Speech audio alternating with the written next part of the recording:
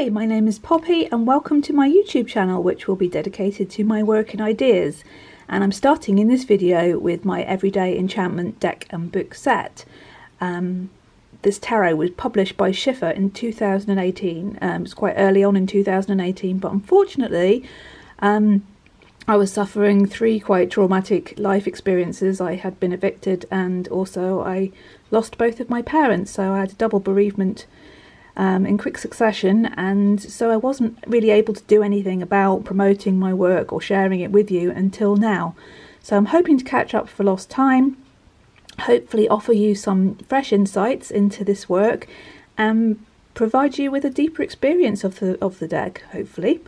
So this is the inside of the deck box, and I'm just going to flip it over. There's the front.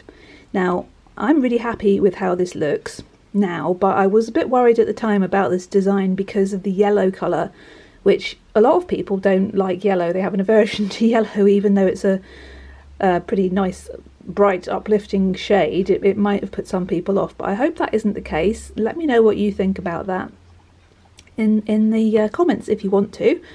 The other thing I was worried about was this. This is the lady, this is the sun. This is the lady from the sun card. This is part of the sun card.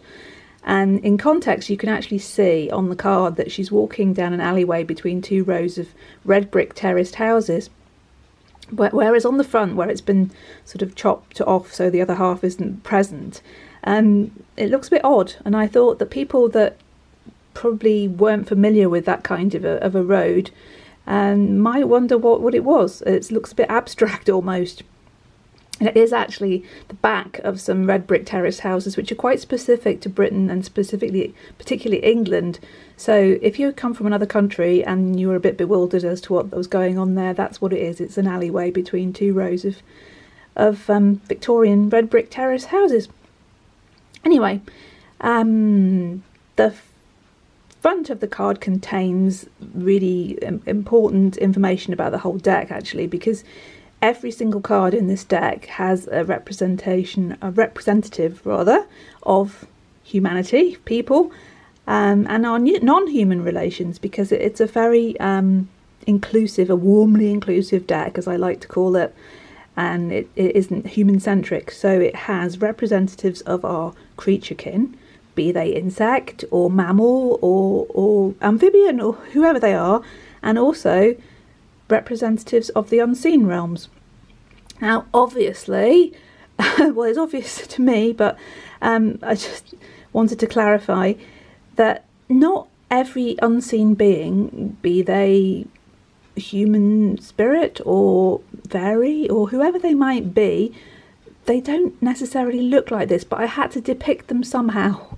I had to try and describe them somehow, even though they're beings of frequency, they're pure energy, and I had to try and express that somehow, and I did my best to do that. It took a lot of thinking how to do it, because obviously I don't want it to appear like I think that all beings that aren't of this realm, of this dimension, of this energetic level of existence, I don't want you to think that they all necessarily look like that, or I think they look like that, because I don't. It's just that it was essential to have them looking like something, otherwise they would have just been a flash of light or a sort of a smear of smoke or something. A smear of smoke? Can you have a smear of smoke? Well, you can now anyway.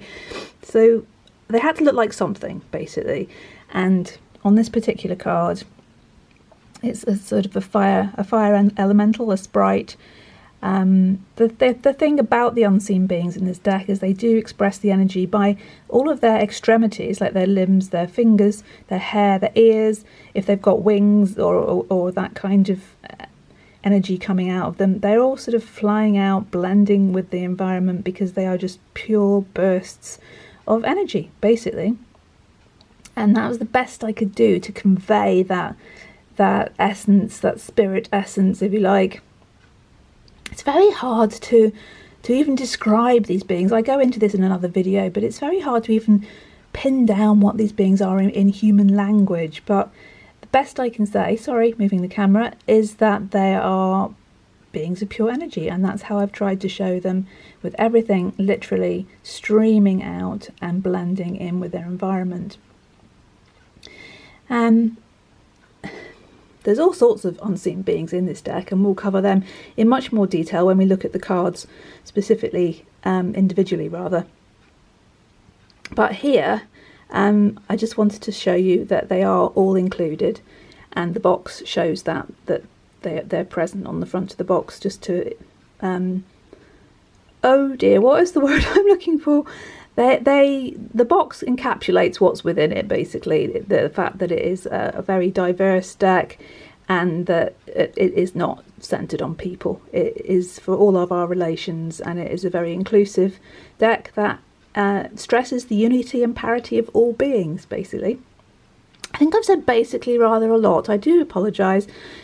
When you're speaking without a script and you're trying to speak in an authentic way, sometimes the words don't come quite as quickly as you would like, or as I would like. I'm sure other people are more eloquent than I am, but there you go.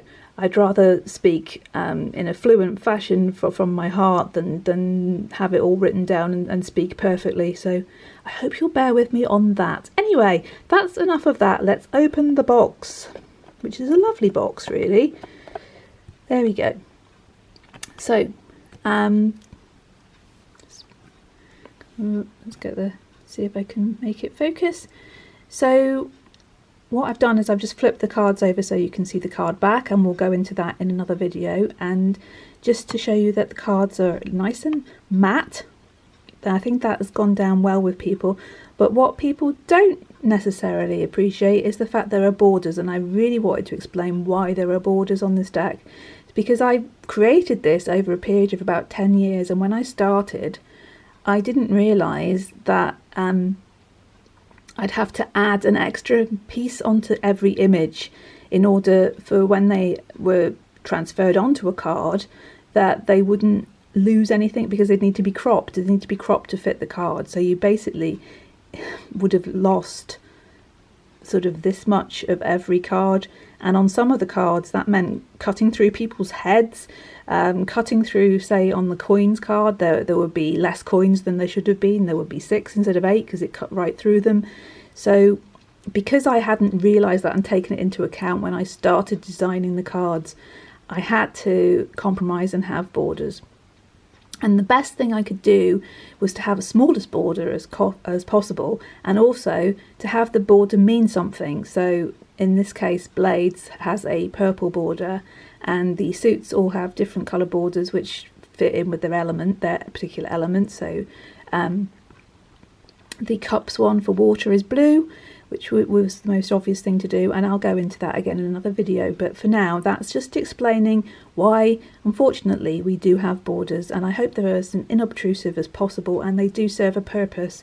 And the major ones as well are black, so that differentiates them. And I'll go into all this in more detail as we go along. For now, I just wanted to introduce you to the inside of the box, really, and also to say that there are lots of visual clues in every card, as well as all of our relations. Again, I'll just point this out on the 7 of Blades here. We've got an unseen being, who in this case isn't a particularly pleasant one, is more of an imp. We've got representatives of our creature kin. We have a jackdaw, and we have a fox, and we have different kinds of people. And they're not necessarily glamorous people, but they're honest. They're honest depictions of real people that you could see every day, that you might meet in your everyday experience, and that you may see in the mirror. They're just all kinds of wonderful, and they're all authentic. They communicate directly without trying to be anything that they're not. They are as they are. And again, we'll go into that in more detail as we go on. Let's close the box again. Yeah, so where are we now? Let's have a look at the book format.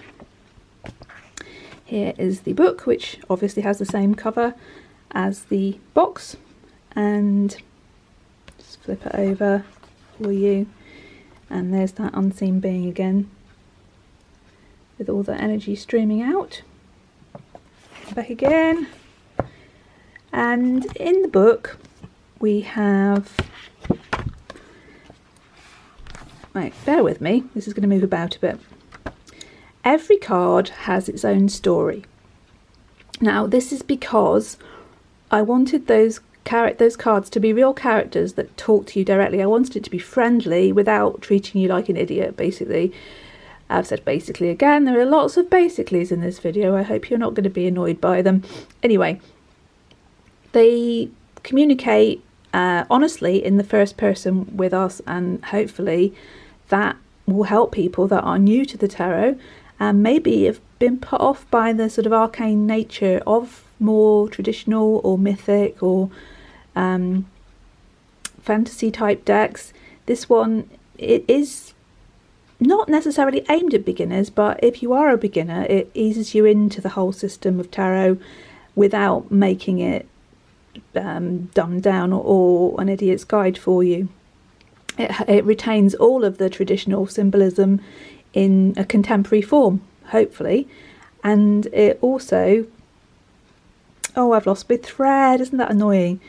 It basically is communicating in a way that we can understand today without sort of making it oh, I'm not doing very well here, am I? Sorry.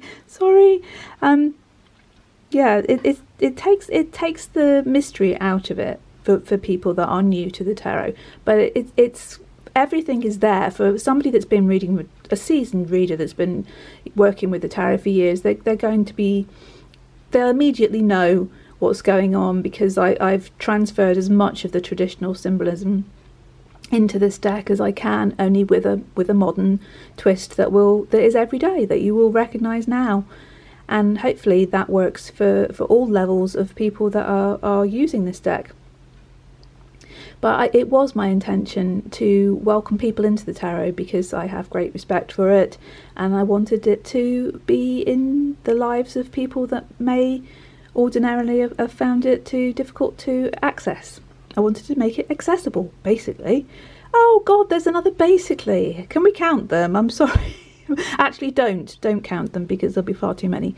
So this book has a list of keywords, and it has a description of the image and the symbolism of the image, so that will explain that to you. And also it has the story and the meaning of how it will relate perhaps to you at that particular time. And these stories could have been a lot longer. I had to do an awful lot of editing to make this fit into the Word format. It was difficult, and that's why there are no spreads in this book. Because the tarot itself, because this everyday enchantment deck does fit completely into the traditional system. It was based around the Rider-Waite system, and so any spread that you're used to working with, or any spread that you could find in a book about working with the tarot, will work with this deck because it is adhering to that system. So it wasn't really necessary for there to be spreads in this book. I'm sorry if people wanted them to be there, but with the word count being very tight, otherwise the production costs would have been unfeasible and the cost of the deck would have been ridiculous, because I would have crammed so much into it. So I had to edit until it was its most concise version. And I thought that keeping the stories in was the most important thing, because that is the most essential and original part of this deck, that those characters are accessible, they're open, they're honest, they're authentic, and they talk to you directly. And if I'd have lost the stories in favour of putting some spreads in, or chopped them down so they were so truncated as to be silly, then there wouldn't have been much point, really. So that was my logic on that one. And again, I think we'll look at the book in a separate video. So, oh, I just wanted to, if I can find it, yes, the suits. I think we'll go into in a separate video as well, but I just wanted to show you how they're displayed there. And there's this lovely page. Where is it? There we go. Oh no, it isn't. Oh, I'm so professional, aren't I? Don't you just love it? I will get better. I have said this in my other videos, and I really will. I can't find it. I should have marked it, shouldn't I? If I was really intelligent and forward thinking, I would have marked the page, but I can't find it now. There. Hooray! So, yeah, this Schiffer have done a really nice job. It is a beautiful looking book and set in general, I think, and I am a bit of a perfectionist, so it took a lot to please me, but I think they've done a really lovely job. And there are I can't point to them because the book will flip over and we'll be back to the cover again. So I'll just show you the paintbrush, the coin. The paintbrush is the wand, sorry. So we've got the wand, which is the paintbrush, the coin, the teacup for cups, and blades, which replaces swords in this deck because it was impossible to have a contemporary deck, an everyday deck of now, that incorporated swords into it. So blades are swords. It's pretty simple. There is nothing, hopefully, to confuse anybody in that. Okay, so let's just flip the box over before I finish. I know I'm running out of time now. Oh no, look, I've got a smudge on my box. This box has been printed the opposite way round to how I would have liked it to be, so on future print runs they will be printed the other way up, but it doesn't actually detract from anything, and I've not heard anybody say that that's a problem for them so far. Oh,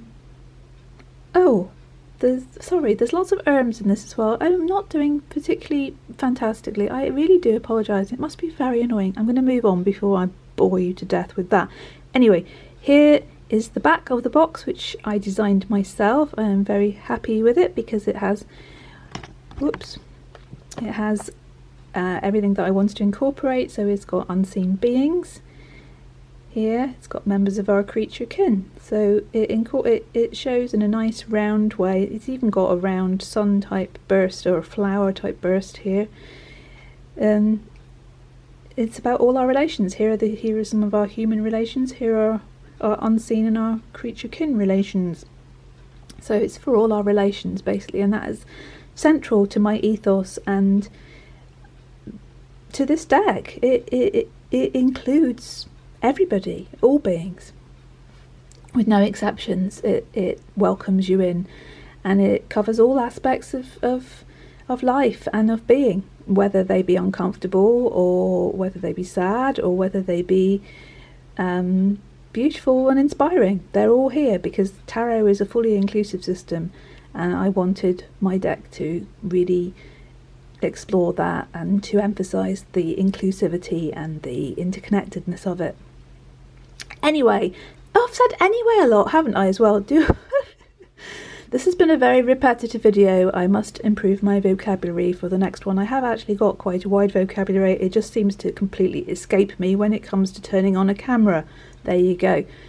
I would like you to bear with me and join me again as I continue to explore this deck and book, and hopefully to really give you a much broader picture of it and help you work with it if you choose to do so. And I will also be looking at my other work, including my first deck, which was published by Llewellyn, which is called the Wild Spirit Tarot. I have plans for bringing that out again in the future, but at the moment I'm in a very unsettled position because of the traumatic things that happened to me last year. I'm not in my own home at the moment, and hopefully as I get more settled I'll be able to give you better content on this channel and also to bring out more work. Basically we had to get another one in before the end, didn't we? What would we be without basically? Anyway, there you go. Oh god, moving on. I'd like to just point out before I go, because it's 18 minutes and I've really overran again, that my website has been defunct for at least a year. I can't upload to it. It is actually visible still, but I can't do anything with it. It's completely out of date. So I have now got a Twitter account, which I'll put the link to or the details of below.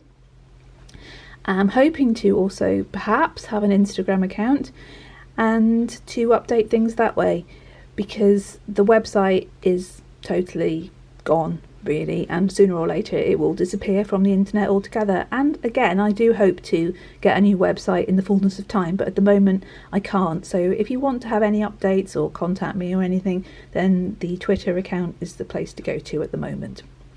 So I will now thankfully shut up and say, look after yourselves, look after all other beings that you encounter, and please join me again when hopefully these videos will get better and better and give you more and more insights. For all our relations, I send you love. Take care. See you soon. Bye.